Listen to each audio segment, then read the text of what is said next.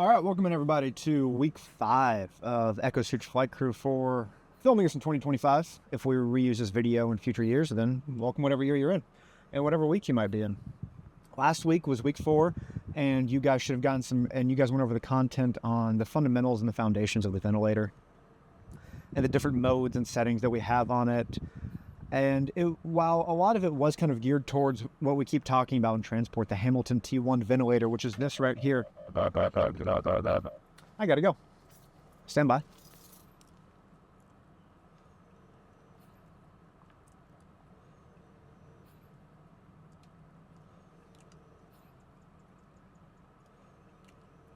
Gotta go.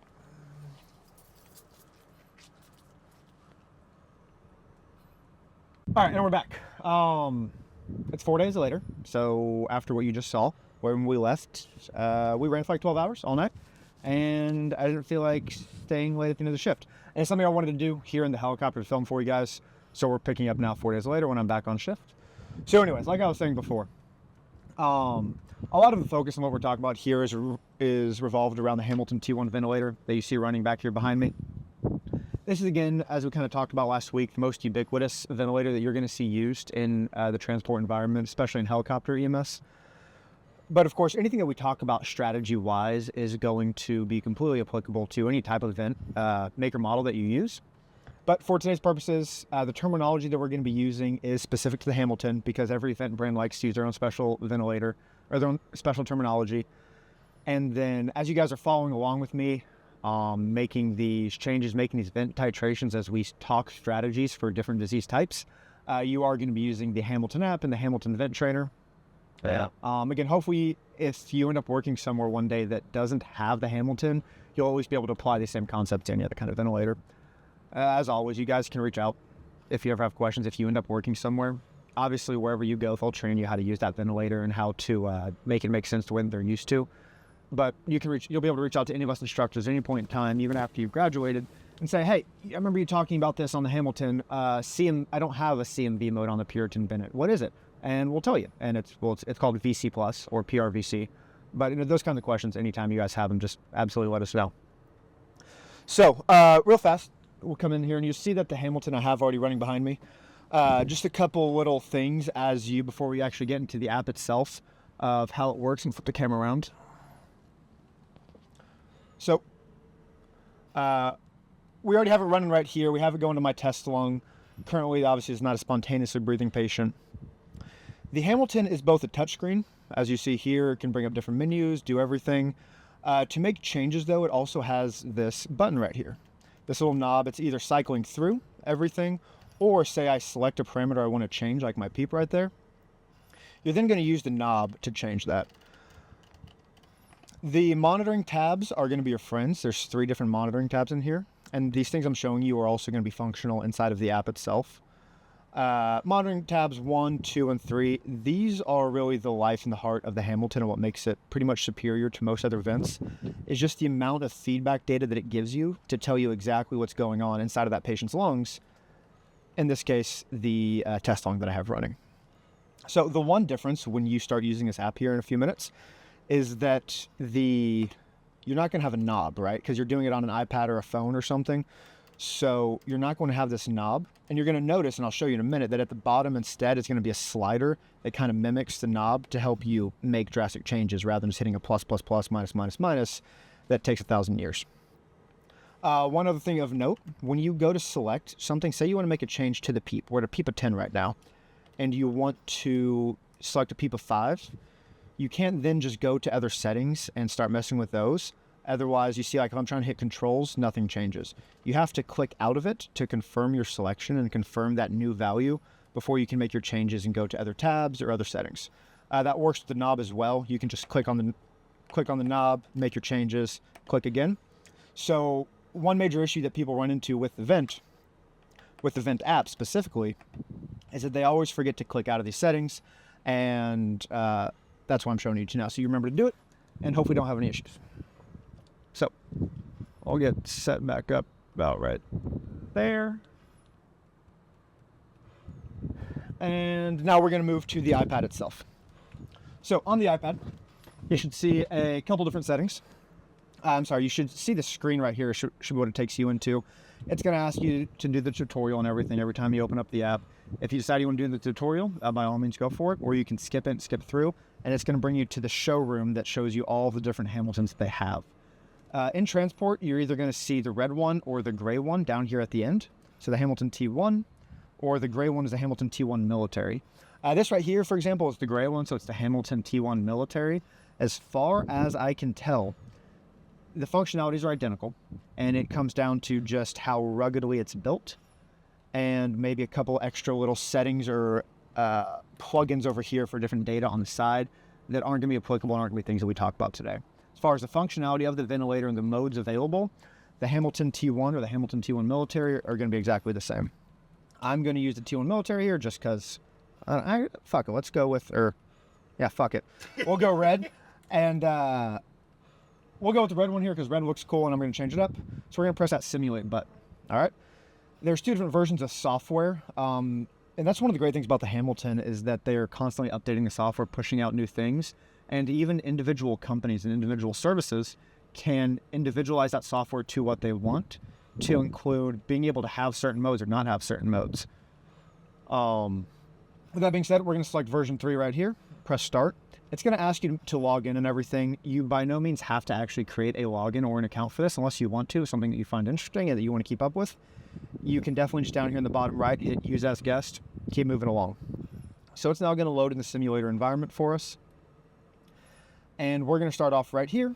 And this is where, so over here on the right is obviously something that doesn't happen in the real world. This is not a screen that exists on the real vent. This is only in the sim environment because we have to be able to program different disease types in order to then go into the simulator and try and treat them, right? So for this example, let us first select a condition and now go ahead and pause or whatever, get a second to make sure you're all set up on your end with your tablets or with your phones in the app. And we are going to select an ARDS non-recruiter. Okay. We can leave the resistance the same at 15, and we're going to slide the compliance all the way down to 20%. We'll leave the metabolism at 0. If you find yourself ever wanting to play with this and make some changes, that you're basically setting how much oxygen they're consuming or what their metabolic demand is. So if you increase that metabolism all the way up to 50%, that is someone that's going to consume a lot of oxygen, and as a byproduct of that, create a lot of CO2. So that's going to significantly increase the challenge of trying to appropriately oxygenate and ventilate them if they are consuming and metabolizing a whole bunch of oxygen. For this case, for now, we're going to leave this at 0%. We're going to say it's a passively breathing patient on the patient activity, not going to make any changes. And to keep things simple, we'll leave it at a 67-inch male. And from there, we're good to go.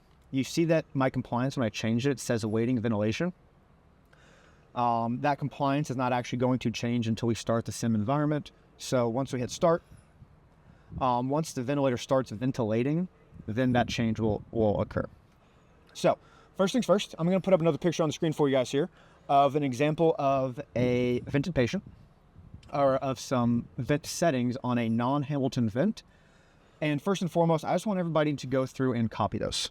So you'll see it right here. It's going to be a Puritan Bennett ventilator with some settings and some feedback parameters. I'll tell you that the settings are at the bottom of the image of what you're seeing right here. And then up here at the top are going to be all the feedback parameters. So go ahead and try and make your best guess of what mode that patient is in. And I want you to, as much as you can, mirror everything, all right? Pause the video right here, go through, pick the mode, match all of the settings as much as you think you can. Once you've done that, don't hit start ventilation. I mean, I guess you can if you want to, but you don't need to. And then unpause, and then we'll go through together. So I look at this vented patient, and I see that in the bottom of the screen are my settings. Okay. I see that in F on the Puritan Bennett on any ventilator, F means frequency, so that's going to be your respiratory rate. So they have a respiratory rate of 26, a PI, so an inspiratory pressure of 20, an I time of 1.1, a PEEP of 16, so pretty decent PEEP, pretty high PEEP, and an FiO2 of 100%. A couple other settings there, like the V-Sense, for example, is something called the flow trigger. Not necessarily something that we need to discuss right now. That's useful for spontaneous breathing patients. And I don't want to get too much in the weeds with you guys. Based on this information, based on really the fact that one of my settings is an inspiratory pressure, I can assume that this patient is in pressure control. To confirm that, you can look all the way over at the left where it says ACPC. So that's assist control, pressure control, and that tells you everything you need to know. With that being said, in the Hamilton app, we are then going to select pressure control, which is PCV plus, pressure control ventilation plus, because everything's a plus these days. Hit confirm, and that brings us up to where we actually set our settings. Now, match the settings as best we can. We're going to have a rated 26. I set an inspiratory pressure of 20. Again, this is where the terminology changes, right? The Hamilton calls it a delta P control. So delta in the realm of mathematics just means change. So what we're trying to set here is how much we want to change the pressure in the airway and in the lungs with each breath. So from the baseline level of whatever PEEP we set, in this case, that PEEP is 16, right? We want to add on or change the pressure by 20 during the inspiratory phase. So pressure control, delta P, inspiratory pressure, all the same thing of 20, PEEP is 16, I time of 1.1. And you see now, by the way, here at the bottom is the slider. That's what I was telling you about. You can use the plus and minus if you want to make tiny little changes, but I find it a lot simpler just to use a slider. I just don't feel like wasting my time. FiO2 on the oxygen, we're going to set that to 100%. And for now, that's everything that we need. Going to go ahead and hit confirm. If you don't hit confirm and try to go to a different page, it's not going to accept your settings. You have to, just like I was showing you on the real ventilator, always confirm every single setting that you make. So we're now set up. We're programmed with a male, 67 inches. All of our settings are good to go. Let's go ahead and start ventilation and see what happens. One little tidbit that I want you all to do for the sim environment is down here in the bottom right, you see these 3 bars for the menu. Pop that open and hit 4x speed. That's just going to make everything go faster so we don't have to sit here. We know in real life you make changes, you have to wait for them to happen and reassess. That would make this video way too long, and we have no reason to waste our time like that.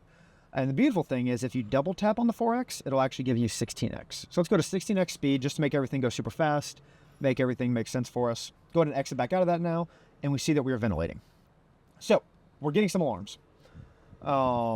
First things first, and one of the more dangerous things, if we think of things that will kill you versus things that don't kill you, high peak pressures are something that could potentially be harmful. We have a PIP of 36. However, I'm bring this image back up real fast, and we see that this patient was actually having, at the moment, PIPs of 45. All right. They had PIPs of 45. They had a mean pressure of 29. And by the way, on the other ventilator, it's called a P peak, so a peak inspiratory pressure, a PIP, highest inspiratory pressure, whatever you want to call it. Terminology is always going to be different. Have to drive this home, so it's going to require the more knowledge you have of just the ventilator itself, rather than focusing on the brand of the vent, but really knowing what's going on, is going to help you out a lot when it comes to being able to go from one facility's vent to another, because that's the name of the game, right? We go to all different types of facilities. In a single day, you can see 5 different vent brands. Actually, I don't know if I can name 5, but at least 4 different vent brands, right, that I can think of off the top of my head. All are going to have different names for things, and it is up to you, and it is your job to figure out how to transition from theirs to yours in a safe manner. Okay, so on that ventilator at that time, that patient was getting tidal volumes of 427, and they had a minute ventilation, you see right next to that, of 11.1 liters a minute. We only have volumes of 190, and we have an expiratory minute volume of 4.9. All right, so if we transition that patient over from their ventilator to ours, and we left these settings as they were, well, we have less than half of the necessary minute ventilation to perform the CO2 removal that they were receiving, and that could potentially be pretty harmful, right? We're not ventilating them as much as they needed, at least as much as the receiving facility determined that they needed, whether that was right or wrong, or sending facility, sorry. And so potential here for arterial CO2 to rise and for acidosis to occur, right? So let's do a couple things here to go ahead and just match the vent to what it was on theirs, and then we'll start titrating it and making it more effective. The reason that that your PIPs are 36 is twofold. 120 plus 16 is 36. So I want to do a couple things here. I want to come into the alarms down here in the bottom right. We're going to come to the alarms panel, and let's just go ahead and raise our alarm limit for pressure. Whatever your alarm limit is set at for pressure, the vent will never exceed. So even if I programmed in a higher pressure control, a higher delta P, the vent wouldn't allow me to exceed PIPs of 40 out of safety, unless I come in and change this. In the real world, we're not going to actually raise this alarm limit to 70, but I want to do it for the purposes of the simulation so that we can just get the crazy numbers that we expect and then go from there. The rest of these alarm parameters that you see, the vent will not limit those parameters to whatever you set. It'll just alarm if you exceed them. Pressure is the only alarm limit that will actually limit the ventilator itself and stop it from delivering the full breath. So let's back out of this and let's match what they were at real fast to get to pips of, what did I say, 45? Yeah, I said 45. So we're going to raise up by 9 from 20 to 29. So 29 over 16 now. Inspiratory pressure 29. PEEP of 16, that should get us that 45 range. Still not getting the volumes that we want. All right. So instead of focusing on the volumes, we know that the most important thing is actually the minute ventilation itself. We need to try and match that minute ventilation with a combination of the two components of minute volume, which are respiratory rate and tidal volume. In a pressure control mode, you don't have direct control over the tidal volume, right? You control that by manipulating your delta P and your I time. So let's do that real fast. One of the first things I always want to do is come in and I want to evaluate my feedback parameters once I have the patient on my ventilator. I'm going to come into a monitoring tab right here. This is a whole bunch of information that I already have on the main panel. Page 2 tells me a little bit of information about my flow and whether I'm having a leak. So you see that V leak, that percentage, that's something that's super useful in BiPAP, or it tells you if you're having a circuit leak. Not something that you're usually going to have on an intubated patient though. You shouldn't. If you do have a V leak greater than roughly 10%, start inspecting your circuit. Maybe your ET tube cuff is deflated or something, and start evaluating for mechanical failures, all right? Monitoring page 3 is where really the meat and potatoes of it all is, and it's going to help us out a lot. If you remember back to last week, we talked a lot about the RC-EXP. That is your RC, the resistance times your compliance during the expiratory phase, and the universal term for that is the expiratory time constant. Remember that RC-EXP is the proprietary name from Hamilton. So we have an RC-EXP of 0.24. We know, based on what we learned last week, that our E time, our expiratory time, has to be at least 3 times that, but doesn't need to be any more, okay? We just need to make sure that we are at least 3 times that so the patient doesn't start auto-peeping and retaining too much air. They need to have enough time to breathe out. You also see right here next to the RC-EXP, the vent provides us our auto-peep, which is currently 0.0. So it's coming real fast. Come back to page 2. And we see that currently this patient has an E time of 1.2. Pretty solid. And that is roughly half a second more E time than this patient actually needs, which means that we have some room to either go up on a respiratory rate or increase our I time. So we're probably going to do a couple of those things, all right? Let's go ahead and go to the controls panel right here. And you'll see again that one of the things we can control right here is the actual I time, currently set at 1.1. Then down here at the bottom left, I can't draw on the screen, but if you look to the left of the flow trigger, it shows you in little numbers, the I to E is 1 to 1.1, so your ratio is 1 to 1.1, and the TE is 1.21. Same thing we saw on the monitoring tab. Let's go ahead and leave the I time for now, and we don't want more pressure, right? We don't want more inspiratory pressure. We don't want to be popping these lungs. So let's increase our rate to try and instead get to an adequate minute volume. Arbitrarily, I'm just going to pick some numbers here, and I'm going to go up to a rate of 30, and we're going to see what happens. You see that as I make changes to the respiratory rate, the IDE ratio and the TE, the expiratory time, are changing automatically. Because at a fixed I time, as you change respiratory rate, there's only so much time in a minute, right? There's only 60 seconds. The length of the E time has to change to accommodate everything else. So now, at a respiratory rate of 30, I now have an ID ratio of 1.2 to 1, so inverse ratio of ventilation, and an E time of 0.9. All right, let's select that rate of 30, confirm it, exit out, see what happens. Let's watch our minute volume. Now, down here in the lower left, this is something that, again, this is a sim environment thing only. You're going to see that you actually have an SpO2 provided to you. It's just above where it says monitoring and below the rate of 30. And I'm catching another call. Single. Right out. Stand by. I don't think so. Truck first 2 teenagers in my eyes. It's what, 2 teenagers? Truck first 2 teenagers on a 4-wheeler. Nice. You get my helmet. All right. Deal with this Delta.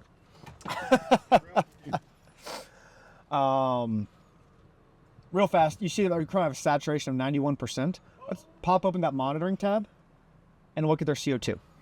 All right. So on that CO2 page, these are numbers that you're not going to have.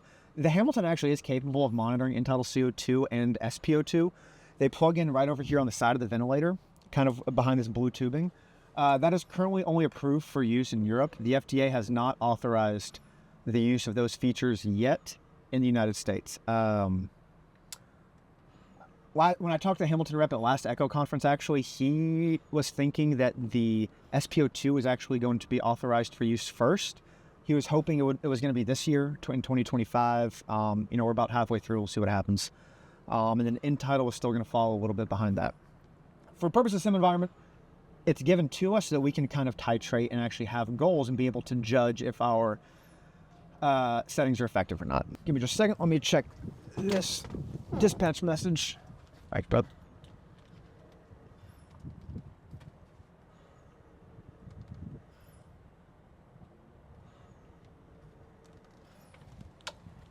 All right. You got goggles? No. Run down and grab those. And then you're good. You're good. That's why I started bringing this cup. That's literally why I started bringing this cup. Just for you, brother. All right, y'all. We got a scene call we're going to, something fun. I'm going to try and film the rest of this tonight. And I'll be right back. All right, y'all. So that was fun. Welcome back. A couple hours later. But we're going to get this done tonight. Hopefully. So that was fun. Good old time. Couple kids riding an ATV. Smacked it into a truck. And, they needed some help. So it was a good time. Had a lot of fun. So we're back set up. I'm enjoying some sushi real fast. I hope you don't mind. Trying to get something to eat just in case weird things continue to happen. So, one thing that I wanted to mention to you guys that I thought about because of this call that I just ran is a vent mode that we did not talk about last week, and on purpose, frankly, that is unique and specific to the Hamilton T1 ventilator.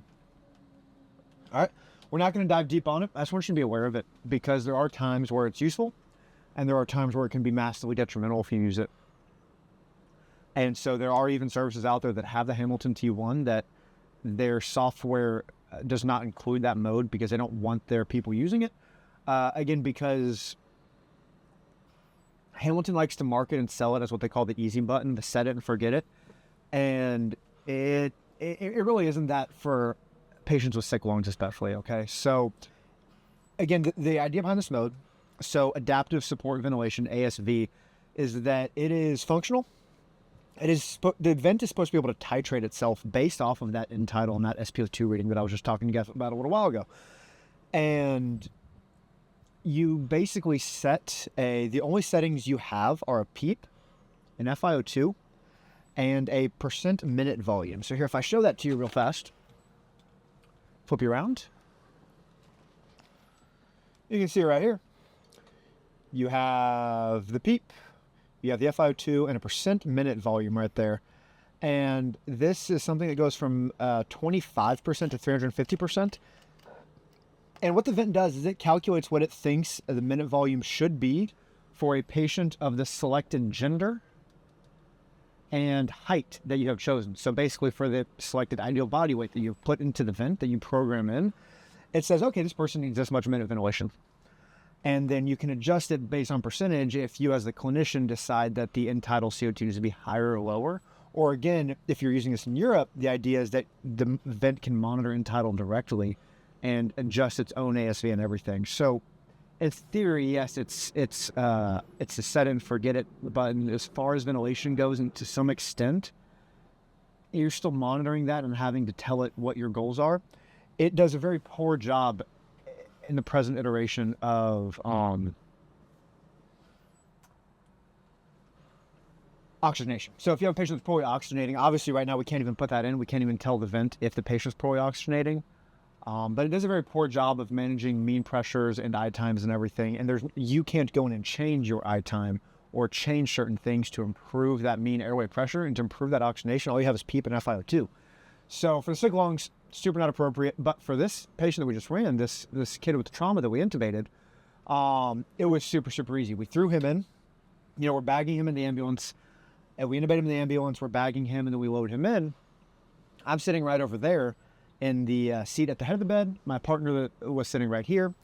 So while he's bagging, I just reached across. The Hamilton defaults to ASV, so I turned it on, grabbed my tubing, connected the ET tube, and I just hit start. Obviously connect the oxygen actually to oxygen so that you're able to supply some. And then the only change I ended up making was giving him a PEEP at 10, because this kid did not have unhealthy lungs, right? He had a traumatic illness or traumatic injuries that didn't affect the chest. And so I had no concern for the function of his lungs as long as we were able to provide him normal bed setting, right? So for cases like that, it is very useful. And so, know that it exists, especially if you come into a Hamilton system, a Hamilton using system. But I wouldn't get too much into it. I wouldn't think too much about it. I just felt like after running that call, it was important that I mention it, even though I thought I wasn't going to. So, that's it. I feel like one of those influencers that my wife watches on YouTube or Instagram, where it's like, what I eat in a day, or come with me as I sit in a helicopter and eat sushi, or, get ready with me for my day as a flight nurse. So, hope you all having fun. All right, so let's get back to ironing out this patient on the vent on our simulator, okay? Excuse me, picking up where we left off, let me refresh my memory here. The things that we did were we increased the rate from 26 to 30, and we left everything else the same so far, right? We were able to monitor our SpO2 and see that we have 91%, and 91% is not terrible. I would definitely like to improve that if we can, but it's also possible that we're not able to, depending on how sick this patient's lungs are. The end-tidal CO2 is reading at 57. All right, I think earlier it was 58, 59. That definitely we know is probably not ideal, right? So we want to continue working that down. This is a patient that's probably going to have some respiratory acidosis going on, making them hemodynamically unstable. So we definitely want to improve that end-tidal, bring it down from 57. And we know that we were not matching the vent settings of the previous, or maybe not the settings, but we were not matching the flow of the previous facility. All right. Now, that's going to happen. When you transfer from one vent to another, not everything's always going to line up. You have to be prepared to iron that out. So let's continue to increase the minute volume. The expired minute volume that you see right here of 8.3, we want to keep getting that higher, keep raising it up. We've already raised the rate a little bit. But frankly, we know that with an RCEXP of 0.24, we multiply that by 3, your expiratory time needs to be at least, call it 0.75, okay? So let's keep for now adjusting our rate until the E time is 0.75. So it's 31, there's 32. If I go to 33, I drop below 0.75. And remember, the goal here is that we are at least 3 times the RCEXP. So I'm going to come back down to 32. We're going to stay right there. And we're going to see what happens. We're going to let this run for a second. Obviously, in this sped up environment, we went from a minute ventilation of 8.8 or 8.3 up to 8.8 now. Let's take a look what the CO2 is doing. And it's not changing a whole lot. Trust. So we have some pretty high pips right now. High peak pressures. 45 is definitely not ideal. Remember, we want the peak pressure to be under 30. And really, even more importantly than that, we want the plateau pressure to be under 30. And we see right here on the screen, on monitoring page 3, that our plateau is 46. Definitely not ideal and something we want to try and improve, okay? So PEEP is a pretty high value. The PEEP of 16 is a pretty high value. It is definitely something that could make sense for some patients. And by no means, just because it seems high doesn't make it wrong. But we can always maybe evaluate its utility. Trying to maybe, if we're able to significantly bring down our PEEP enough to give us some more room on our peak pressures, then maybe we can increase our delta P, our pressure control, and get bigger tidal volumes. So let's give that a shot and see what happens. All right, and we're going to do this, and we're going to monitor our SpO2 and see how that changes. A couple things here. One, I think we talked about it last week, the functionality of PEEP. One, it's to open up the alveoli and distend it. At a certain point, once you have removed as much atelectasis as possible, making the alveoli bigger or adding more PEEP is not going to help you inherently oxygenate that patient. It's not going to help you anymore by providing more surface area. There's a limited amount of surface area that alveoli is willing to give you, and it can only get so big.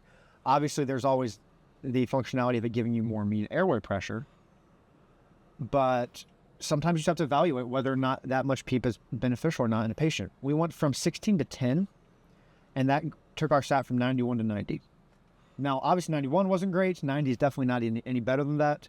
A super sick ARDS patient, this is someone, I mean, these vent settings that I showed you actually were a patient that we had just cannulated onto ECMO, right?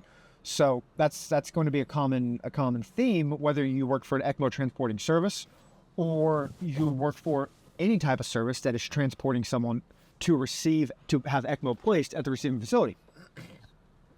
You're going to pick up very, very, very sick patients with very sick lungs that need the highest level of support that there is to offer. And you have to be willing, 90 is just as good as it gets. That's why they need ECMO. Okay. So maybe even 89. So going from 16 to 10 wasn't a huge drop. Let's see what going from 10 to 8 does for me. Okay. We're going to leave that be. We're going to let it do its thing. One thing that you can monitor is actually, and I should have pulled this up first, is how this affects your compliance. So out of curiosity, let's see what our compliance was at 16. Marginal, right? So normal compliance is 60 to 80. We're here at 9.6. All right. So decimals of PEEP, decimals of compliance mean nothing to us. Okay.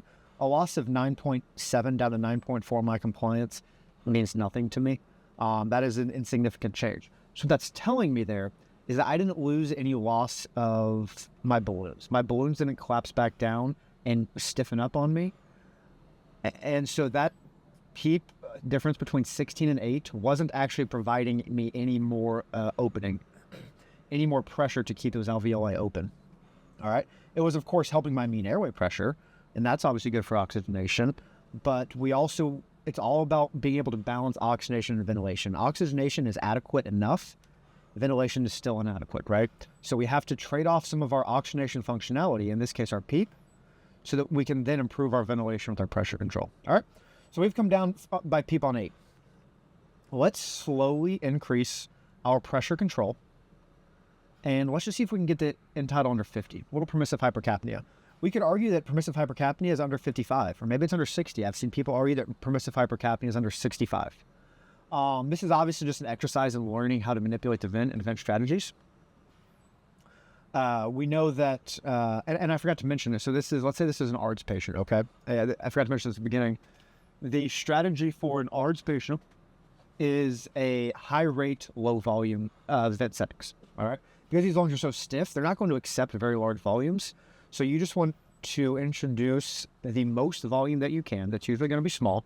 And then achieve the rest of your minute volume mostly with rate. So we're going to see how much pressure we can safely get in this patient. Again, PIPS of 37 is already getting really high. The plateau pressure is really high. I don't like it.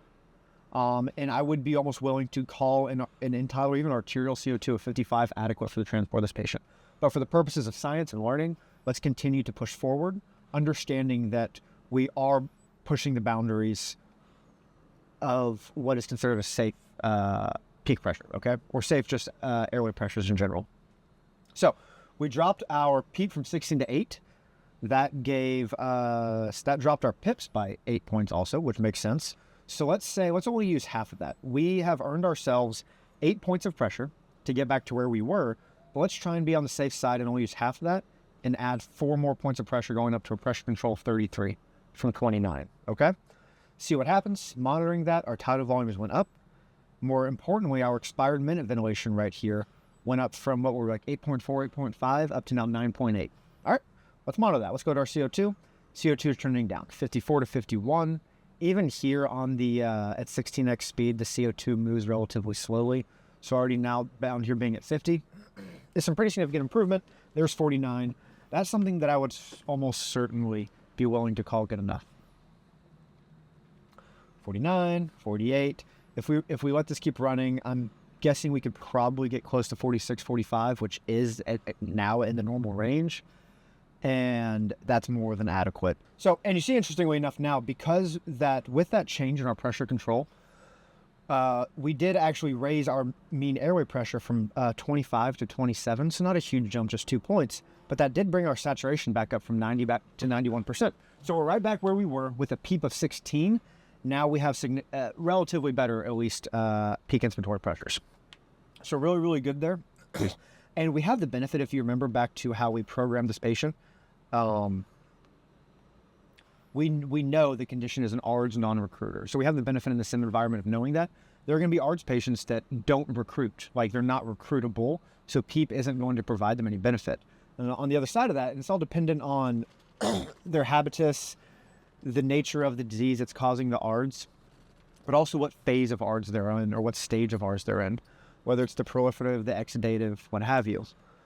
So sometimes they'll be recruitable, and adding people really recruit more and more alveoli, and sometimes it's not going to happen. So screw it. Let's try a PEEP of 5. We've gone all the way from 16 to 5. Let's just watch that saturation. Mean airway pressure went from 27 to 24. Okay. SAT's still holding pretty good at 90. And now we've lowered our peak airway pressures even more. All right, so we're in an even safer place with that. I would call this good. I would say an end-tidal CO2 of 44, a saturation of 90%, super solid. We could even actually start doing that permissive hypercapnia. And let's say we wanted them to be, let's just see what happens if we try to say, hard stop, my medical director will fire me if my PIPs are ever above 30. So I have to lose 8 points of PIP. Okay, let's lose 8 points, 33 down to 25. Out of curiosity, let's see what happens. We lose 2 liters, 2+ liters a minute volume, down from about 9.4, 9.5, down to about 7.2. Saturation worsened down to 88%. And your end tidal is 54, 55. That's going to keep climbing. You're probably going to hit 60, 65. Not an ideal situation.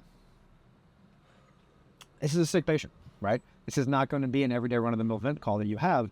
Your everyday run-of-the-mill vent call is probably going to be fine on 12,500 and a PEEP of 5, or even this easy button ASV mode. So I would say that that is probably not healthy. Let's bring that back up and maybe just PIPs of 35. We call that acceptable. And, just keep playing with this, guys. There's no reason for me to just keep playing this here in front of you. I highly encourage you to stop and play with it. Pause right here. Do whatever. Keep trying different things. Maybe you find vent settings different from what I have. Maybe you find a way to make low rate, high volume work. I doubt you will. But give it a shot. Prove me wrong. Feel free. Otherwise, I think we're good to go. And we'll move on to the next scenario. Give me just a second and I'll come back to you on that. All right, so for the next patient, I want you to go back to the home screen. All right. Exit out, reset the simulation environment so that none of the what's already happened from the last patient carries over. Select our ventilator again, version 3.x, use as guest, wait for it to load. And we're just going to do a different one this time. This time, I want you to come in under condition and select ARDS Recruiter number 1. Hit OK right here. It's going to have some presets right here over resistance of 11, compliance of 60. Excuse me, metabolism of 30%. We're not going to mess with anything. We just want to hit ARDS Recruiter 1 and call it a day. Go ahead and hit start. We're going to come in here and we're going to look at the sending facilities vent settings again. We know that this is an ARDS patient. All right. The sending facility told us that. They didn't tell us a recruiter, but we have cool special knowledge that the iPad here told us, so we're going to use that. Go ahead and look at these settings real fast. Copy and paste them. See what they give you. See where they take you. Let me know what you think. Now that you've done that, hopefully you ended up in something along the lines of CMV, because that is what is called volume control on the Hamilton. Is continuous mandatory ventilation. On the Hamilton, it just means volume control. We know that we're in volume control because on the sending facilities vent, you see in the bottom left, it says ACVC, meaning assist control volume control. You also see that one of the settings is a tidal volume of 500. So if you're setting a tidal volume, you must be in a volume control mode, right? Other settings are a rate of 20 that they have running. They have a PEEP of 8. They have an FiO2 of 100%, because of course. And you don't see there at the bottom an iTime set, right? Somewhere inside of their deeper settings, they did set it, but it wasn't there. It's not visible to us. But if you look up at the very top right, you can see in the feedback parameters, that the IDE ratio at the moment is 1 to 2.8. So we can titrate our I time, knowing the rate is 20. Titrate that I time until we have a ratio of 1 to 2.8. All right?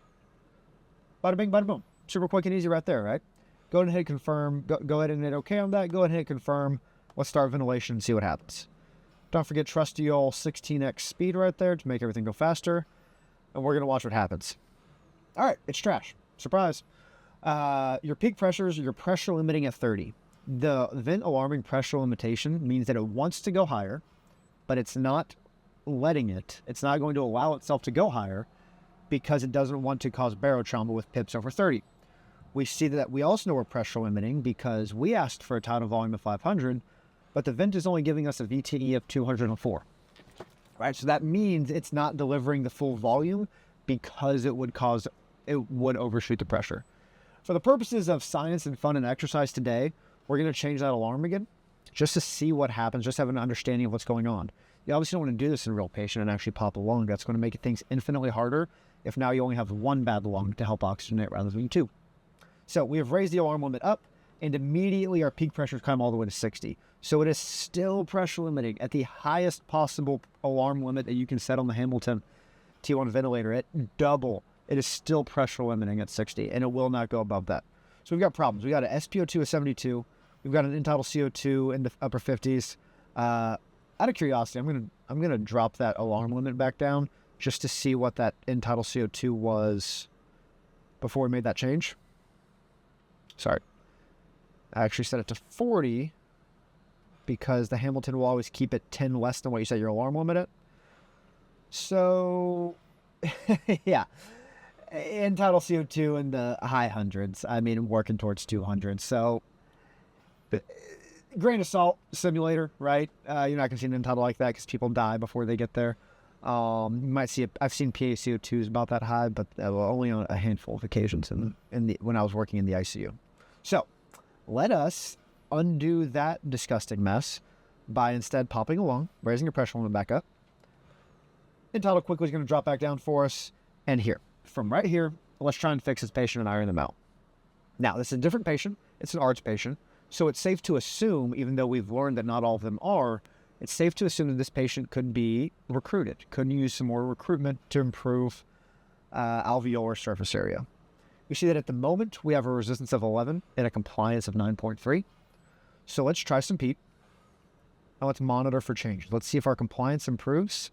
Let's see if our saturation improves. So we're going to go from 8 to 12. And then boom, right there, massive jump in compliance. We're getting close to doubling. We went from about 9.8 to 15.6 on our compliance, showing us that we have found more balloons to blow open and made them at least a little bit more elastic and not as stiff, increasing that surface area for oxygenation. SpO2, that was at 69 to 70%, 84% right there just like that with a little bit of PEEP. Let's keep going. Let's see. It's one of those things that if it's working, you want to make sure you are getting the full benefit of it you can. So let's go from 12 to 15, see if that changes anything else for us.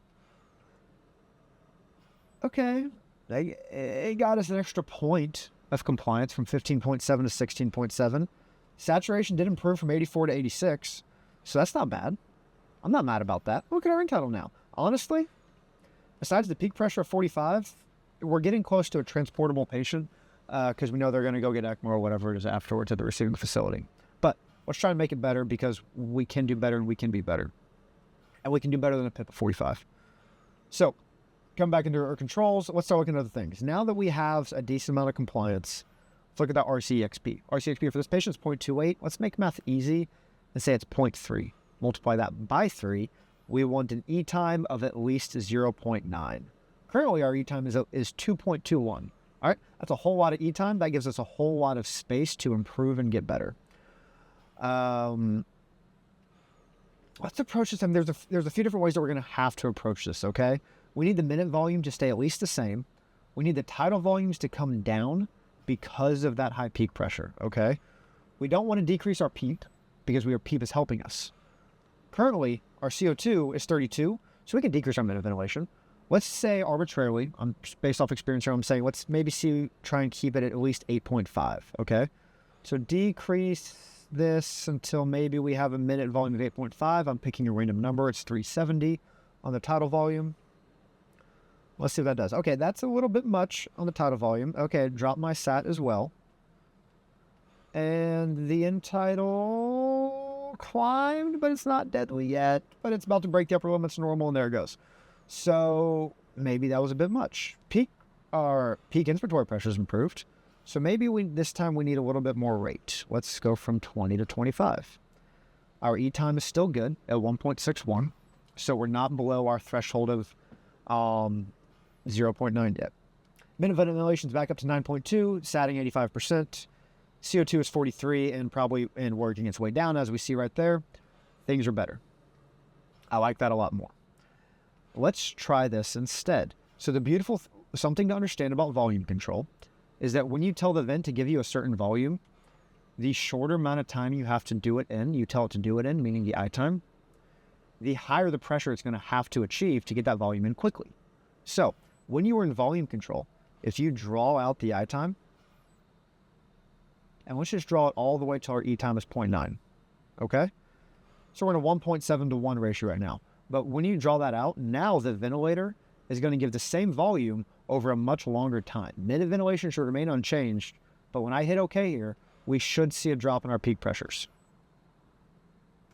Maybe, 37, 36, 35, 34. All right, there you go, 33. We are having some improvement, right? We are seeing meaningful changes. A PIP of 33 it's not 30. It's not exactly where we want it, but that is significantly better than the 60 that was on their vent when we walked in the room, a PIP of 60, and then the PIP of 45 that we just had a couple minutes ago, even here on ours. We have a saturation of 91%. We have an end tidal smack dab in the middle that's a perfect 40. We have a PIP of 33. More or less, I'd be willing to call that a good day, right? A little fun fact about the app, if you come in here, you can hit BGA, and it'll perform a blood gas analysis, so an ABG, right? Hit analyze, and it's going to tell you what a theoretical ABG for this patient actually is, because we know that arterial CO2, the PA CO2 and the end tidal CO2 don't always correlate with each other, right? Especially in super sick lungs that aren't blowing off CO2. I don't remember if we talked about this last week or not. They're not always going to correlate. There's going to be a gradient between them, an arterial to alveolar gradient, and that's okay. So we look in here, we see it, and we're like, okay, I can tolerate these things. I have a PaO2 of 61, but it's giving me a sat of 91. That's okay. An arterial CO2 of 50, when I have an end tidal CO2 of 40, so I have a 10-point gradient between arterial and end tidal, I can accept an arterial CO2 of 50. I'd still prefer it be below 45, but if they're hemodynamically stable, I think we're okay. If they're not, and I'm suspecting respiratory acidosis is why they're not stable, then yeah, I'm going to continue to work that down. I'm going to find new creative things to do. Maybe I do bring that tidal volume up a little bit. You know? And when we think back to it, when we changed our peak from 12 to 15, it didn't really do anything for us. So let's not cause that extra pressure, that extra barotrauma. Come back down to 12. Keep an eye on your saturation. Assess and reassess after every intervention, right? Saturation remained unchanged at 93%. We're chilling. We're looking good. PIPs are now 31. CO2 is 35. We're satting 93%. New blood gas analysis, analyze, PaCO2 of 45. We don't know what the pH is because that depends on metabolic factors as well. Chances are the metabolic factors also suck. So pH is still not going to be good. We got to do things medically, not just with an event to manage this patient. But nonetheless, we're good to go there. All right, that wraps it up for our ARDS patients. We're going to do an obstructive case real fast. And then that'll be the third and final scenario that I have for you guys. iPad's dying. Give me just a second to grab a charger and plug it back in. I will be right back. Before I do that, there's something that I just randomly am going to show you now because I'm just now remembering to show it to you. And that's over here on the ventilator.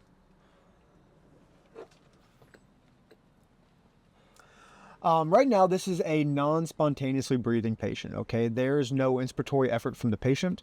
In this case, this test lung down here. It is all, the vent is just doing what it's told when it wants. In this case, it's an ASV, so it's not even, it's just doing what it wants whenever it wants to.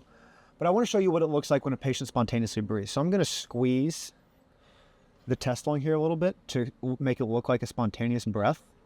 And the vent has no idea this is a test lung. For all it knows, it's a real person. And you see that little pink arrow right there at the beginning of the screen? Watch just a second. I'm going to do it again. And then, boom, there comes a pink arrow. And then, oh, I'm going to breathe again. And then, oh, I'm going to breathe again.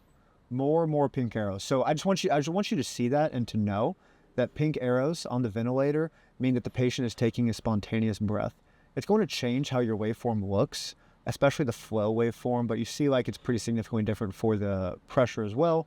But just know that you're looking for those pink arrows to tell you that the patient is spontaneously breathing. On other ventilators, they're not pink arrows, but there is always something. There's always going to be some kind of indicator on every vent brand that tells you that the patient is attempting to take a spontaneous breath, and to alert you to that even before you start to see them moving or arousing, which isn't a bad thing. It just lets you know of what's going on with your patient. We'll be right back. All right, guys, let's finish up with one last scenario here. This time we're going to do a more obstructive disease pathology type patient.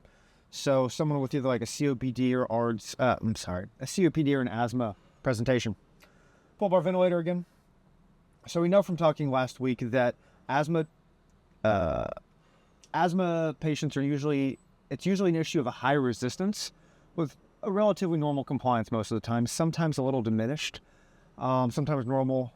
And then a COPD patient on the flip side is usually a significantly increased compliance. They are massively compliant, and that's what causes that barrel chesting that we talked about, where they're so compliant that they actually don't collapse back down to get all the air out. So they have a lot of intrinsic air trapping.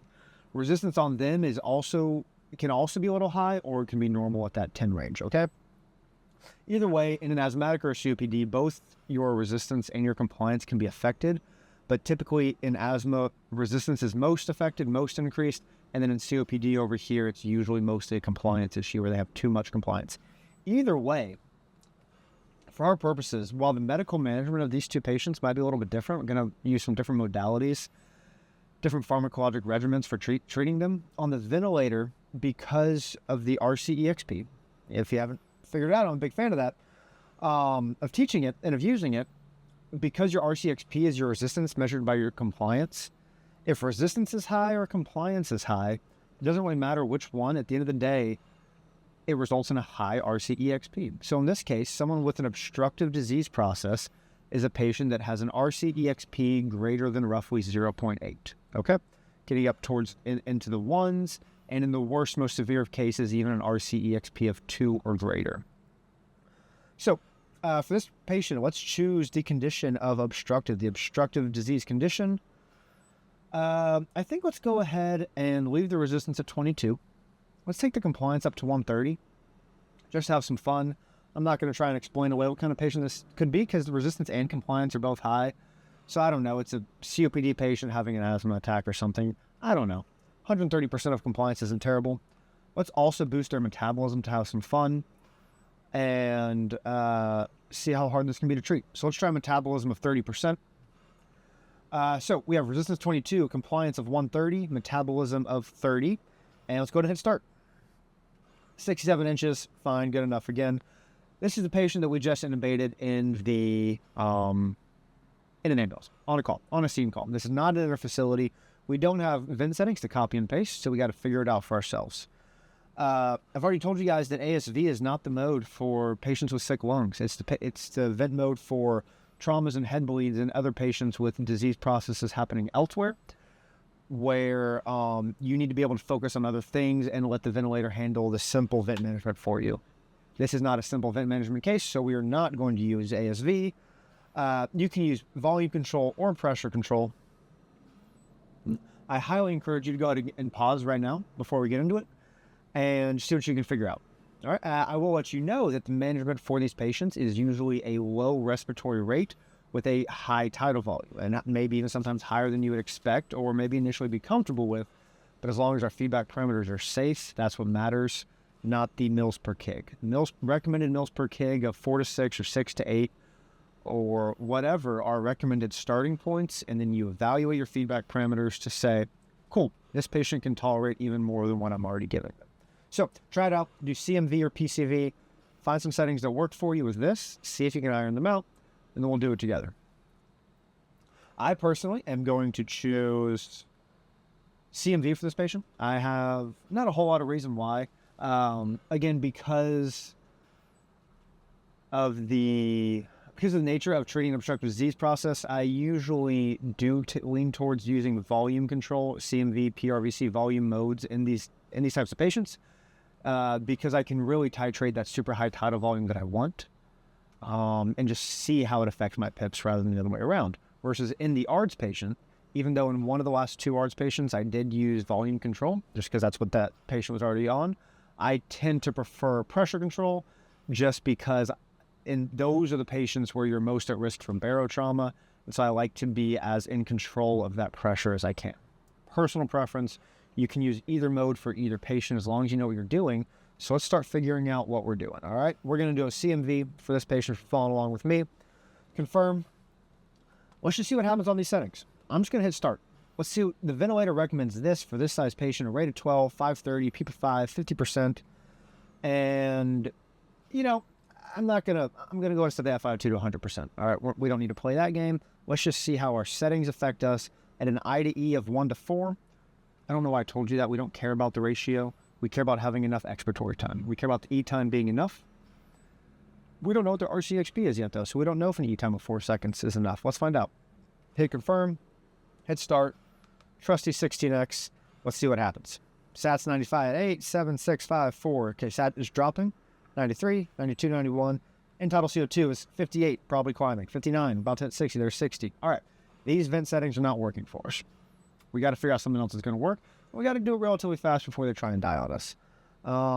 SAT's maintaining actually 90%. That's not terrible. I don't hate that. I really don't. 90% is pretty solid. Okay. But let's figure that out. That CO2 is climbing, and that's going to be a problem. Permissive hypercapnia, absolutely okay. Permissive hypercapnia of an end-tidal of 76. If we ran an ABG, this patient has a PA arterial CO2 of 99. Bad day. We're not cool with that. That's not okay. Let's make some changes. Let's look at our resistance, our compliance. Resistance is 22. Remember, normal is 10. All right, so that is well over double. That is a pretty well-constricted airway with some severe tightness going on. Obviously, we're doing things like albuterol and steroid, trying to open up these airways, trying to reduce inflammation. We have to also manage the vent while we're waiting for the drugs to work or while our partner is initiating the drugs, okay? Well, I pointed over here. That's the patient. Partner's over there.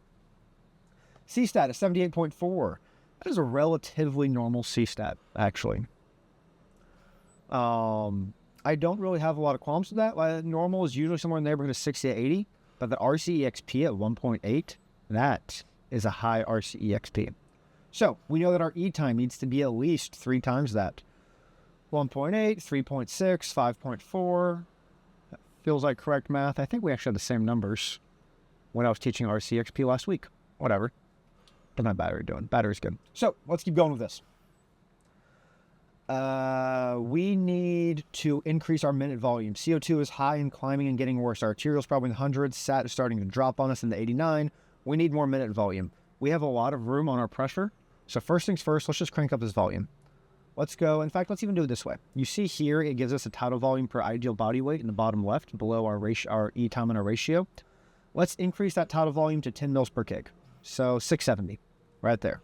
Boom. Watch a minute ventilation climb. We're at like 6.4. Looks like we're probably going to get to 8. Without changing respiratory rate, our peak pressures only climbed from 21 to 25. What about our plateau pressures? We know that the peak inspiratory pressure is almost always going to be the measure of pressure within the upper airways, within the trachea itself, which is very, very thick and very strong, and the bronchioles, which are still very, very thick and very strong, especially when we're comparing them relative to the flimsy and weak alveoli way down here that are micrometers in width and very thin. So the plateau pressure here on page 3 is just 15. Our P plateau is 15. That is what is going to cause barotrauma in the asthmatic or COPD patient. That is what we especially have to keep less than 30. So for now, we know that we definitely have a lot of room on our plateau pressure. Let's try and keep our PIPs below 30 just to be extra good clinicians, and we'll see where this takes us, all right? I'm going to arbitrarily increase again. I mean, we can look on the control page if you want. From 670, let's try 12 mils per kg. 820. Tidal volume of 820. 12 mils per kg sounds like double what the recommended is, right? But remember, that is a recommended starting point. Based on these feedback parameters, like I was saying a minute ago, we know PIP of 30 is safe. A plateau of 17 is super safe, especially in these asthmatics, COPDs. Plateau is 17. We know that we are controlling as best we can for barotrauma and not super concerned about that at the moment. These are patients that do not also typically need recruitment, especially a pure asthmatic, a COPD or mic.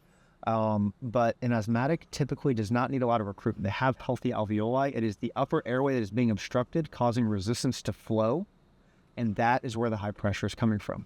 So let's drop our PIP just to give us even more room on our pressures. So now the plateau is still 15.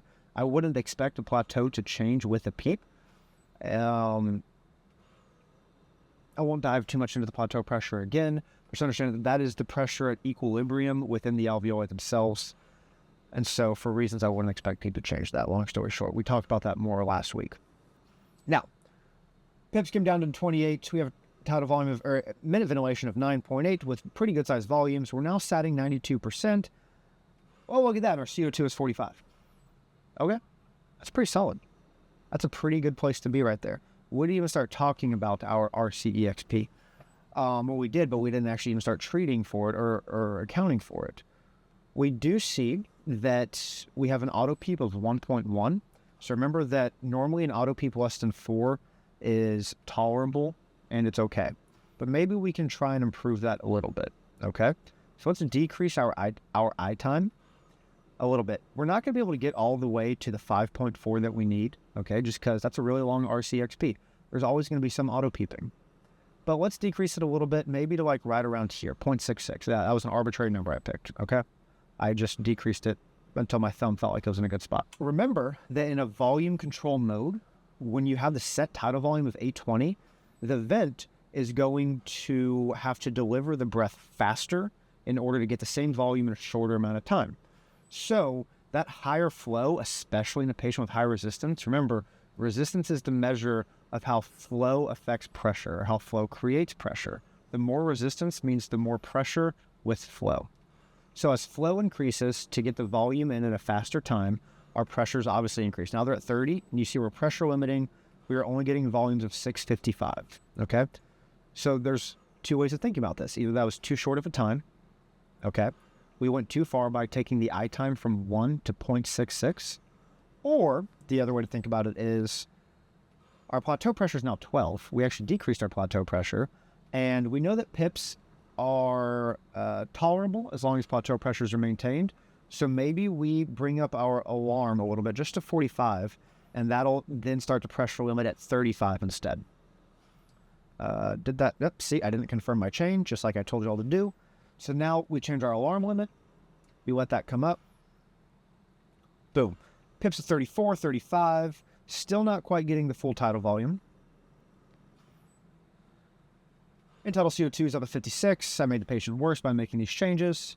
So let's draw that eye time back out just a skosh. Let's go up by 1/10 of a second to 0.76. And then boom, by slowing down the flow rate necessary to achieve the tidal volume, there is now enough time within our pressure limitations to get the tidal volume in. End tidal's coming back down. We still don't have enough. Our E time is 4.24.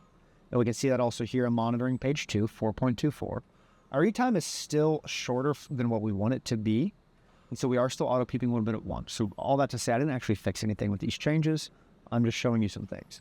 Again, an auto peep of 4 is tolerable and something that we can accept. End tidal is coming down nicely. So I'd say for the moment, we're looking okay. Another way to help improve your auto peep is maybe we do want to do a little bit of permissive hypercapnia. An end tidal 46, maybe we're okay with an end tidal 45. So let's actually decrease the respiratory rate from 12 to 10 and see how that changes our E time. We're going from an E time at a rate of 12. E time is 4.24. Rate down to 10. Now our E time is 5.24. We've gained a whole second, and we're almost at our goal E time to prevent auto peeping and air trapping. Because remember, auto peeping and air trapping is going to have a hemodynamic effect on the patient negatively. That increased intrathoracic pressure is going to decrease venous return and cause hemodynamic instability for the heart and on the greater vessels. Sorry, my iPad's being a little wonky here. Oh, Well, that's not what I wanted to happen. Stand by 1. Oh, I fixed that. All right. So, going back in, now that we've lowered the rate, the minute volume obviously dropped a little bit. Let's see if it dropped within tolerable amounts. An end tidal of 52, maybe we're okay with that. Also, now that we are auto-peeping less, the peak pressure came down. It only came down from 34 to 33, not major changes. But nonetheless, some changes, so we can add a little bit more volume. We can make the breaths a little bit bigger. I'm going to go from 820 to 870, just 50 mLs per breath. And let's see what happens. Let's see if we can get that in with our PIP still at 34, 35. I'm going to go up to 900, okay? Remember, the goal management for the obstructive disease patient is low rate, high volumes, all right? 900 might be a little much. Let's just bring it down so that we don't pressure limit. You see now my 35 is yellow. That means I'm pressure limiting. It tells you at the top as well. Let's just walk that back down a little bit. Not going to have major changes. Our plateau pressure is still 15. We know that we are protecting the alveoli. CO2 is now down at 50. We've improved it, actually. So by decreasing the rate a little bit to allow more exhalation, you can actually increase your tidal volume more safely. Obviously, that helps you try and keep the minute volume in roughly the same place. We were at 9.4, I think, and now we're at 8.8. So not all the way back to where we were, but 92%. A blood gas would give this patient an arterial CO2 of 69 to 68.7. I don't love it, but it's something, it's something that we can work with, right? So let's try something here. Let's keep going on the rate. Let's see what happens if I decrease my rate down to 8. And now my E time is 6.74. That's actually too much. So I'm going to increase my I time again until I'm at that 5.4 that I need. Okay, so there we are. I time of 2.1 gives me an E time of 5.4 with a rate of 8. I'm asking the vent to deliver 880, and watch what happens. My peak pressure is, because I'm delivering that breath so much more slowly, my flow rate is so low, my peak pressures are 19. Look at that. That's crazy. Plateau still 15.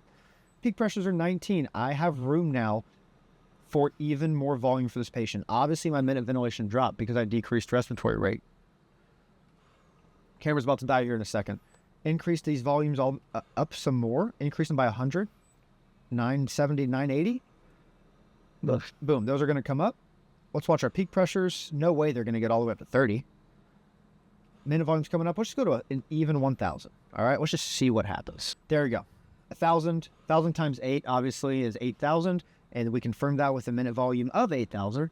Math is mathing. Everything makes sense. Saturation 92%. CO2 is back up to 54 because our minute volume is lower, but we have a much lower peak inspiratory pressure now.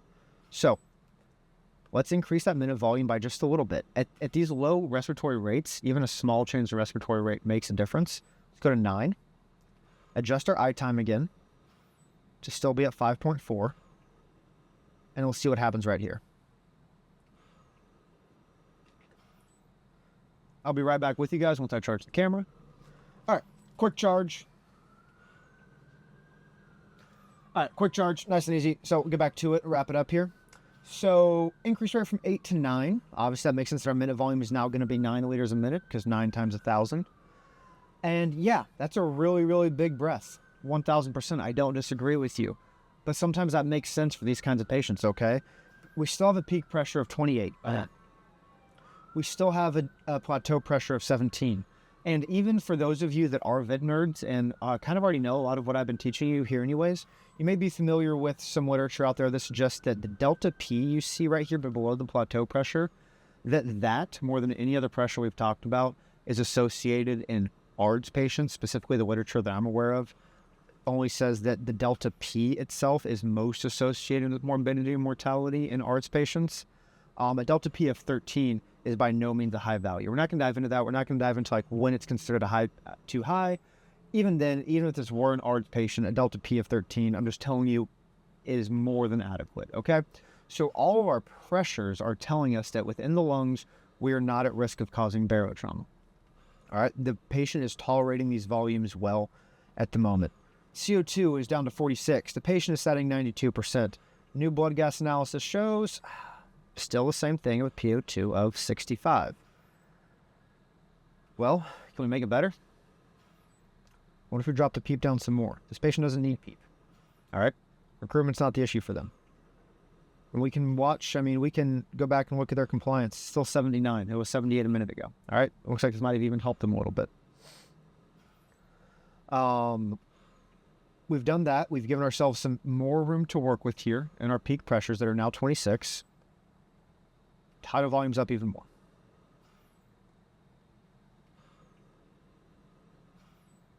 Keep increasing this minute ventilation, okay? It's going to start alarming at you, high minute volume. Just come into your alarms here and just change what your normal parameters are for expired minute volume. And remember that the Hamilton is not going to limit you based on what your alarm is for the minute volume. It's just going to yell at you. The only limiting alarm is the pressure, okay? So change that just to make it stop yelling at us. We can change the tidal volume also to make it stop yelling at us. Boom, our alarms go away. Everything looks nice and clean. Let's look at our plateau pressure. It's 17. We are auto-peeping less and now just 0.7. I'm super happy with that. Makes sense because our E time is 5.4, which is exactly what we said we needed it to be. Maybe a little bit more when you account for the decimals after the 1.8, the hundredths spaces. And our CO2 now is 40. So we had a 5-point drop. We're continuing to improve. A 7-point drop now in our end-tidal CO2. Let's see if our arterial CO2 dropped by the same amount. 57. Now we are truly getting into the range of healthy and permissive hypercapnia. No pun intended. But that's exactly what it is. It is permissible, right? We are okay with that up to a certain point. So cool. We're happy with where we're at. Of course, we can keep tinkering. Of course, we can keep doing other things. But let's now talk about some of those medications that we can do. Let's say that then we give the patient some albuterol. All right, so let's come in here. While the vent's running, open up the screen again. Let's say we give the patient some albuterol. Okay?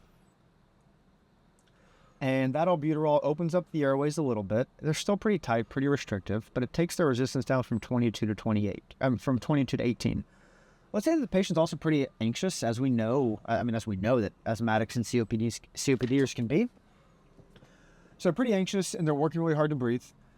And even if they're intubated now, let's just further sedate them a little bit. Sedate them some more and decrease their metabolism, decrease their consumption rate. Everything that they're doing, all that anxiety, all that work of breathing, whatever it is going to consume oxygen, produce CO2. So let's drop that metabolism down from 30 to 15% now. Compliance is relatively unchanged. That's going to change also with drugs for sure, but that's something that's a little more intrinsic and chronic than high resistance. So now with these numbers, let's see where we're at. Our RCXP has dropped from 1.8 to 1.5. Okay, so now we only need an E time of 4.5. And our pressures have improved now to a PIP of 26 and a plateau of 16. All right, down from the 17 we were at. Compliance is unchanged at 79. So now we only need an E time of 4.5. We have some room to keep improving the minute volume. Let's do that with the respiratory rate, okay? Let's bring the rate back up just to 10. E time is going to go from 5.4 to 4.75. So already with one change. And if you should be noticing by now that at these low rates, just one breath a minute makes a really big difference for our respiratory mechanics versus the ARDS patients we had earlier. A rate of 34 versus 35 is going to make no difference in time. Complete opposite case here. We saw how big of a difference going from 8 to 9 was. Let's see how big of a difference 9 to 10 makes for us. Because if you think about it, that's one extra breath of 1,100 milliliters. So naturally, one extra breath is going to increase your minute ventilation pretty significantly. Satting 95%. CO2 is 30. End-tidal CO2 is 33. That is crazy. Just with a little bit of albuterol, open up the airways, a little bit of sedation to relax them. Respiratory rate increased by one breath a minute from 9 to 10. Boom, look at that. Blood gas, PaCO2 of 48. Obviously, we don't have that frequent of ABGs. Not just in transport, even in the hospital. That's not a thing. You don't have that. But it's a cool thing to be able to simulate here just to kind of get it in our brains of how these changes that we make affect the patient. And again, just like we were safe to transport before, I'm even okay at transporting now. Let us continue to do a few things. Let's say we want the minute volume higher still. We want to get to 12.5. But we just really feel wrong with these volumes. Again, I highly encourage you guys to go get an incentive spirometer. It's a device. If you ever see one in a hospital, ask if you can play with it or get your own. They're single use, so just get a sterilely clean one. Don't borrow one from a patient. But something that can tell you how much inspiratory flow you're creating and how much volume you're able to draw. And you'd be amazed how much volume you can hold into your lungs, and how 1100 is by no means a crazy volume for the average healthy lung that doesn't have ARDS. Okay, nonetheless, we feel uncomfortable with a 17 mil per kg volume, so let's drop that back down to 13. Okay, our minute volume is going to drop, so I'm going to automatically compensate with respiratory rate. But because it's a smaller volume, I can get the breath on faster, so let's change our I time back to the 4.5. We're getting a little short for my liking here, so close to the 4.5 that we're okay with. And give the vent a minute to catch back up and figure out the pressures it needs. Just a second, it's going to equilibrate itself and get back up to tidal volumes of 870. And I don't know, I probably made the patient worse. I did. And tidal went back from 32 to 41. Well, okay, so maybe we do need a little bit more volume still. Let's just go back up to 14 mils per kg, which is right there, 960. We are barely auto-peeping at 0.6, definitely a tolerable amount. Respiratory rate of 12. Okay, we did not get that 12.5 minute volume that we wanted, but now we also don't have a stupid high 1150 tidal volume. 960 might feel a little bit more comfortable for you as you're giving a report to the receiving facility when you're trying to explain everything that you did. So, I mean, I've said it a few times here. We're just here tinkering. I'm just trying to play with this, show you how everything interacts. We've basically learned the lesson. We're in the point of all of this. We do now have peak pressures of 35. Not ideal. Plateau is still super healthy at 14. Again, in this situation, I would also be comfortable transporting, and tidal's back down to 33. Makes sense because their minute volume is 11.5. But I don't know, man. It just feels wrong. So another option that you have, remember, let's take the I time back up. Okay? Our E time is now going to be too short for what we wanted it to be. But maybe we do 1,000. And maybe we leave them here at an I time of 0.9. And now we increase the respiratory rate up to 13. And so that should be a minute volume of 13 liters a minute. We see that happen right here, 12.9, close enough. See what we have now. End-tidal CO2 of 30. All right, so we're continuing to drop. Blood gas analysis shows end-tidal 45. Continuing to drop, continuing to improve. I would expect, so everything's a trade-off, right? The trade-off that we just did with these settings is auto-peep is probably going to be worse. Auto-peep's back up to 1. Still less than 4. Still probably hemodynamically safe, not causing hemodynamic collapse. Plateau pressure still 15. I feel like we're doing okay. I feel relatively happy with this also. And this is, these kind of decisions that you're going to make are dependent on what you're seeing with the patient. When you did this, did their blood pressure drop? Okay, well then maybe they're not tolerating auto-peep well, and maybe they do need that full expiratory time. They can't tolerate even a little bit of extra auto-peep. So you make those changes and you make the E time longer with whatever you have. I feel like this is kind of where we were best, was a rate of 10. And tidal volumes around 1100. This seemed like the patient was most ironed out here on these settings for us.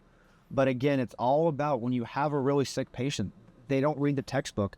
And even if they did, this patient is throwing the textbook out the window or out the back door, which, by the way, I have nightmares about. So you see our configuration here here's the stretcher right here, and there's the back door right there. And normally, I go back and forth between sitting in the seat I'm in or sitting in that seat right there. And I have absolute nightmares about those clamshell doors back there. You see the windows popping open during flight and the stretcher coming loose and just flying out the back with the patient on board. Yeah, I'd probably follow them. Because that would suck, man. Dropping a patient, we all know sucks. Rolling a Stryker stretcher with the patient on it, that sucks. Flying out the back of a helicopter? Yeah. So anyways, the patient's thrown the textbook out the window, out the door, And they said, no, like I'm sick and something is going to have to give. We have to decide what that is. Is it the size of their volumes? Is it that they're going to auto peep a little bit? Are we going to allow permissive hypercapnia? Are we going to allow permissive hypoxia, maybe down to a SAT of 88? Okay. We have to make these decisions of what we're willing to tolerate and what for this patient they are most well going to tolerate versus what are they not tolerate. Pretty simple, pretty straightforward. Cannot stress enough, guys. Look at that auto peep of 0.4. Cannot stress enough the utility of using this RCEXP, that expiratory time constant, in determining and allowing the patient to tell you what they need, okay? Rather than just saying, oh, the textbook says tidal volumes need to be 4 to 6 mils per kg and pips and plats and all these things. Like, we know what they need to be, but don't let the textbook tell you what your settings need to be, okay? Make your settings based on what the textbook says their airway pressures need to be. And those pressures are the PIP, your P peak, your plateau pressure, your auto peep, and your delta P to an extent, okay? Those are the pressures that we care about. Those are the pressures those are the numbers that are going to do damage to your patient. Everything else is something that we can manipulate to improve outcomes. All right. That is it for this scenario. I kind of had the thought here just last second to do one last thing with you guys, and that's just show you actually what real waveforms look like, because one little problem with this scenario with the sim environment is that the waveforms just look really nice and clean.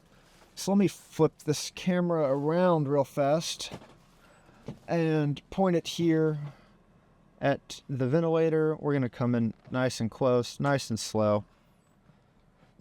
All right, bada bing, bada boom. So we're still running on the test lung over here. Currently we're in ASV. I'm going to switch it over to a pressure control mode, just arbitrarily. I'm picking this time. Going to hit confirm. I don't really care. And let's just see what this looks like for this patient now. Obviously now we don't have the feedback of an SpO2 right here, or of an SpO2 right here, or the CO2. It's not populating. Like I said, you don't have that on the real ventilator, but all of your pressures and everything are still there and still available. Now, what we're seeing here, something that I think is interesting that I want everybody to kind of notice, is you can't see it super well, but right there at the very, and maybe if I decrease a little bit, you can see it. I talked a little bit about P ramp and rise time and flow, how it causes a little bit of a blip right there at the beginning of your waveform. I hope you can see this well on the camera. That is something that we control with that measure, with that control setting called the P ramp right here. We are controlling how fast the ventilator gets up to that set pressure that we have selected. In this case, the thing causing that little tail, that little blip right there at the beginning, means that the pressure is coming on too fast. So you go into your P ramp, your rise time is another word for it on some other vents, and this is measured in milliseconds. That's what that MS means. So let's just make it a little longer. It's happening too fast. So let's make it take a little bit longer and go up to 125. We should see now a nice leveling out square waveform of that airway pressure. You should see it right there. I'm going to kind of like hold this. And now it's nice and square and flat. And it's maybe even a little bit rounded. So maybe I went a little bit too far. Let me drop it down just by one notch down to 100. And let's look at it now. Oh, well, that brought the blip back just a little bit. So I'm going to take it back down. The reason, back up. The reason that that's important is that is going to artificially raise your peak pressures, okay? Especially in a pressure control mode. In pressure control mode, your peak pressure and your plateau pressure should be the same. Plateau pressure only varies from peaks during volume control. So here, if the air breath is coming on too fast, for example, like if I set the P ramp all the way down to 0 and the breath comes on super fast, this test lung isn't a good demonstrator of this, but you see that even there, that raised my pips to 27. You can see the plateau yourself right along there. The plateau is literally the plateau of the wave. It's at the same place. It's at the same level of 25. It should be 25 because our settings are 20 plus 5. But the pip is rising up to 27. Why is that happening? Well, it's happening because the air is coming on too fast, and for just a few milliseconds, the pressure is 27, but that's enough to make the vent say, In a much worse scenario, I'll flip this back around on myself, talk to you, and then we'll close out. In a patient with much more severe ARDS or restriction or anything that causes high resistance, that is going to be a much more pronounced effect that you see with the P-ramp, where making those changes can buy you easily 5 to 8 to 10 points of PIP to allow yourself to have more room. So that's all I have for you guys. I hope this comes across really well. I hope you guys enjoyed this and learned a lot from this. We're going to follow this up with a roundtable with a lot of us echo instructors, just talking vent strategies. We're going to reiterate a lot of things we've already discussed here. Again, as always, please reach out with questions. Let us know. We'll talk about in our Monday meeting about the vent settings that you guys ended up on. And when you were going through these exercises with me, I appreciate you all. And I hope you all have a wonderful day, night, or whatever it is you celebrate. Sorry, last thing real fast. I'm going to walk over here with me just for a second. Beautiful helicopter. Beautiful orange bias, but I think it glows wonderfully at night. Come fly in Dallas. It's super pretty. I'll zoom in a little bit. It's not going to help a lot. But, come on. Look up. Beautiful downtown skyline. Absolutely gorgeous. I don't know how much of that you can actually see. But, yeah. I'm a really big fan. I think it's pretty cool and pretty pretty out here. And y'all should come check it out, fly with me at Care Flight. Cool. Here's a helicopter, because that's the only thing you guys really care about. Awesome.